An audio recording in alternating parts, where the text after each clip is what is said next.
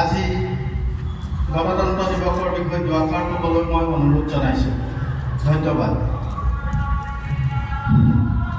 সকলোলৈ সুপ্ৰভাত।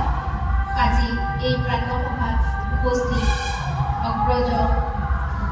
সন্মানীয় অগ্ৰজসকল, মৰমৰ অনুজসকল আৰু আজি এই প্ৰাতঃসভাত উপস্থিত মৰমৰ ছাত্ৰ ছাত্ৰীসকল, আজি আমাৰ বাবে এক বিশেষ দিন আৰু এই বিশেষ দিন আমি 1950 চনৰ পৰাই উদযাপন কৰি আহিছোঁ আৰু এই বিশেষ দিন আজি 2026 চনৰ 26 জানুৱাৰী। এই 26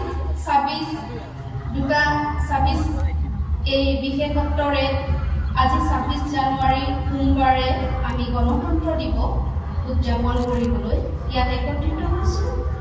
গণতন্ত্ৰ হৈছে ৰাইজৰ বাবে, ৰাইজৰ দ্বাৰা, ৰাইজক লৈ গঠিত চৰকাৰ।